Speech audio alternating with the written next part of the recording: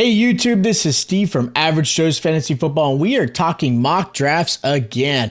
Now, we are drafting at the 104 spot, so if you are in Dynasty startups and you're at that 104, hopefully this video does have some help and insight for you guys. Of course, we are not talking any trades. This is a super flex and full PPR league.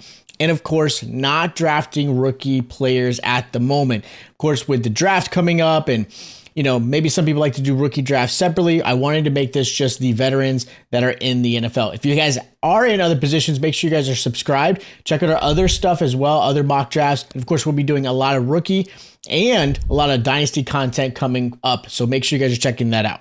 So as you can see here, we are drafting at the 104 spot. So I'll give you some insight of why I drafted certain players. You can kind of get an idea of where the obviously CPU is drafting some of these players. It's not always going to be smooth. It's not going to be like a lot of your league mates. So this isn't going to always be perfect. But I wanted to get an idea of where the computer's drafting, where I have some suggestions. And being that a Superflex, you're probably going to have a different strategy than maybe a non-Superflex league. But this, with Superflex being the most popular in a 12-man, this is a great way to kind of get some insight of where these players are going to go. So let's get that started and get this going. Now, most Superflex leagues, you're going to have a lot of quarterbacks up front, which makes total sense. Now, having Justin Jefferson at the 2 could happen. It's not very common. Usually a quarterback's going to be gone there. So it is not something that you're going to obviously see very often. Now, looking at these spots, I can go Jalen Hurts, who is a phenomenal quarterback, especially with his rushing ability. I do have a little bit of worrisome with Jason Kelce retiring and his rushing ability. With the goal line, we'll see how that plays out, especially since they may actually use and utilize Saquon Barkley with their new addition. So we'll see how that plays out. For me, I'm actually going to go and grab Lamar Jackson. I know, obviously, Lamar Jackson is somebody who has had injuries in the past, but I like the receiving core that he's got right now. I do expect him to even get better. I like Zay Flowers a lot. I like what Lamar Jackson has been able to do. So I'm going to risk it and put Lamar Jackson as my QB1 in this one. Now you're going to see obviously more receivers, a couple running backs. Again, nothing surprising there completely. Most likely quarterbacks are going to be taking most of these where team 10, 11, and 7 did not. Most quarterbacks will be gone. So to have a quarterback in this spot, especially a quarterback like a Kyler Murray, Dak Prescott, things like that, you might have to grab one of those guys. For me, I'm actually going to take a little bit of a risk. Instead of grabbing another quarterback, even though it is super flex, I'm going to grab a player that I think is going to be phenomenal, which is Puka Nacua. He was outstanding last season. And to get a potential top 10, top 15 wide receiver in a draft like this, and I could possibly get another quarterback, I'm actually going to take that risk because of the ability. Now with this, I have Lamar and Nacua. I do need to go quarterback. I'm not going to skip a quarterback. I have to grab one. Even though this rookie draft is very deep, at the 104, you're most likely drafting on the tail end of your rookie draft, which means you're not getting a premier quarterback going into this one. So I'm actually going to go and grab another quarterback. For me, I'm going to go with Dak Prescott. I know he's a little bit of an aging quarterback, but as far as fantasy goes, he's been phenomenal. They do have to shore up some things to help protect him. They still have CeeDee Lamb, who's great. They do have right now running back by committee. We'll see how that plays out, but Dak is going to be forced to throw a lot, and I think it's only going to bode well for my fantasy team. So I got my two quarterbacks, Lamar and Dak Prescott. I've got a great receiver in Puka Nacua. Now I can fill out with running backs or receivers. If this was a tight end premium, maybe you go and risk it with TJ Hawkinson, even though he's going to be missing most of next season. But I'm going to treat this as a team that's going to possibly win now, with obviously some youth in mind. So looking at what I got here, I could get Tank Dell, who was phenomenal. Maybe T. Higgins, Zay Flowers, DK, things like that. For me, I'm going to pair up and grab Zay Flowers with Lamar Jackson. Sometimes it's a great move to pair up your quarterback and wide receiver, get those double points, especially when they score a touchdown together. So I'm going to grab Zay Flowers, who was phenomenal, not a top 20 quarter or wide receiver yet. Maybe we'll see how things play out, but he did really well. And again, youth is on his side. So I got two receivers here. Obviously, running back is going to be a little bit of a challenge here. For me, I'm going to go and grab Rachaad White here. I like Rachaad White a lot. He did really well last season for Tampa Bay. And now they get Baker Mayfield back, which is only going to bode well for him. They still have the receiving core. I think it's a great move to grab Rachaad White here because realistically, this rookie running back class is not very great, even though you could get probably one or two in this late, maybe early second round. But for me, I'm going to grab my running back. So looking here, Running backs aren't great, right? You're looking at players like Tajay Spears, who now has to deal with Pollard. Javonte Williams, who I've had some hope, really just hasn't been the guy, so I'm not completely sold. DeAndre Swift is now in a committee with Khalil Herbert, Roschon Johnson, not really sold. Najee Harris, maybe, right? Alvin Kamara. For me, I like Najee. I know a lot of people don't. I don't understand the complete hate. He has been a 1,000-yard back. I know a lot of it has to do with the fact that he's just been force-fed a lot of options and carries.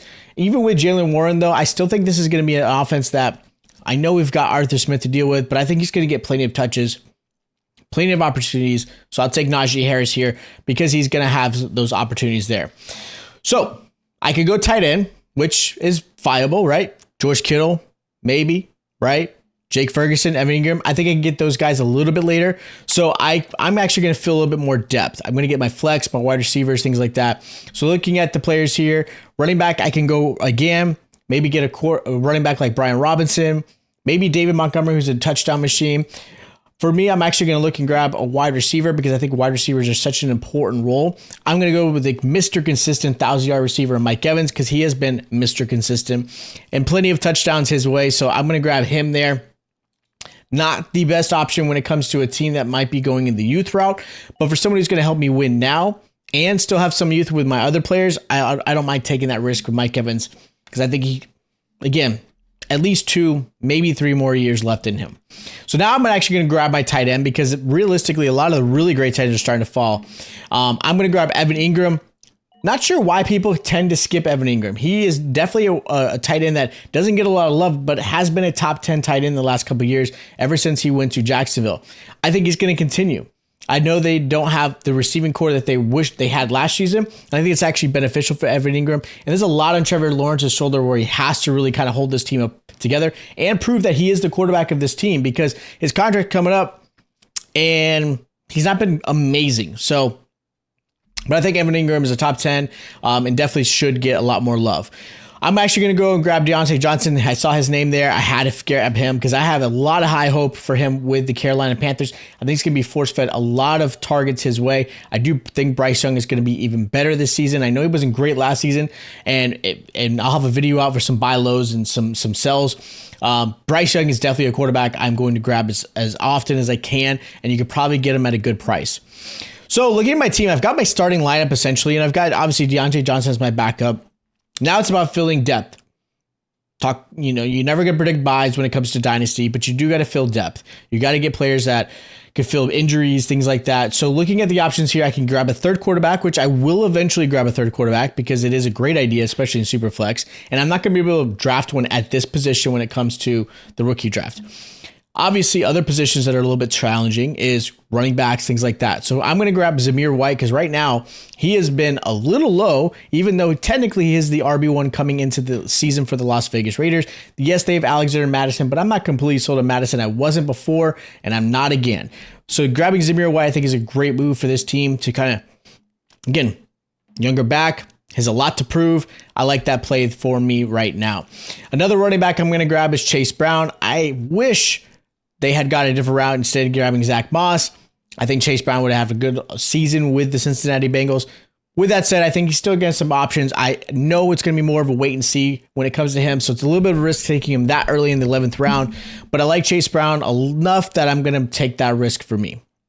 So realistically, I've got 5 spots left. I am going to grab my third quarterback, and I'm going to actually grab Geno Smith. I know there's Sam Howell in the background. I know Sam Howell a lot of people like, and I do as well. But I'm going to grab Geno Smith just because, again, I'm in a win now situation. I need a quarterback who's going to get me some points. Quarterback is going to get me, option to and chance to win this season, even though there's some risk when it comes to my dynasty. So I'm going to take Geno Smith there. Now I can really fill out really anything else. Looking at my running back position, I got a couple there. Obviously, I got Najee and Rachaad White. Now I can start filling out other roles like another receiver, maybe another tight end. I'm going to grab K. Dotton here because I know it's a little bit of a stretch and getting him a little bit early, but I like K. Dotton a lot. Again, another tight end that isn't getting a lot of opportunities and love in the fantasy space, but I think he has the chance to really prove it this season. So I'm going to grab him there. Now I got to start filling out my receiving core because receivers are definitely a way to help you win in fantasy. So with that said, you got wide receivers like Brandon Cooks, Trey Palmer with the Bucks. I'm not going to grab Curtis Samuel. I'm a big Darnell Mooney fan, especially him going to Atlanta. In my case, with the whole situation going on in Buffalo, I'm grabbing Curtis Samuel. Curtis Samuel, even if they get another receiver for them through the draft, which is what everyone's expecting for Buffalo, I still think Curtis Samuel is going to have a role in this offense, and I think he's going to have a really high role in this offense. So I'm going to grab him there. Now filling out the rest, looking at other players like Brandon Cooks, I can grab. Again, great player there. I can grab a young player like Rondale Moore, who's going to Atlanta. Again, another chance for him to prove his worth and opportunities there.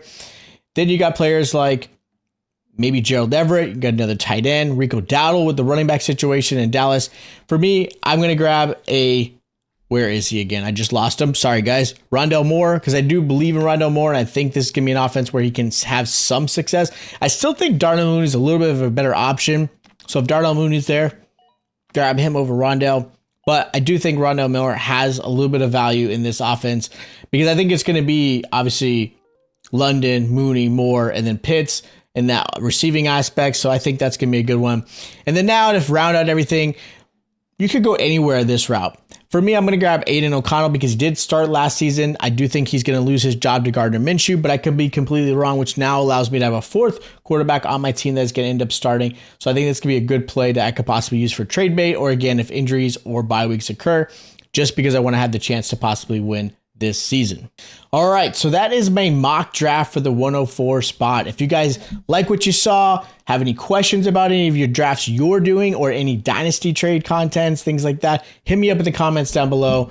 I think that actually was a really good overall team. I think it's a team that could possibly win. I like the depth in that team. So I felt really good about that 104. Now, of course, in a real league, you're probably doing some trades. You're finagling some stuff, maybe some futures you're giving up to possibly win right now. But without that stuff going on, I still think that was a good draft going for the 104 spot. I like the players that I had for this team. Again, had a lot of youth, which I think is very important when it comes to dynasty, but has the opportunity to win now. Too many people are always going for the youth instead of trying to win in the moment, and that is what fantasy is about: winning now, building that future. So if you guys have any questions, again, related to dynasty, any other stuff, hit me up in the comments down below. Make sure you guys are subscribed to the channel because we'll be dropping content all off season to help you guys with anything you've got going on. Of course, hit the like button while you're there, and I'll check you out next time.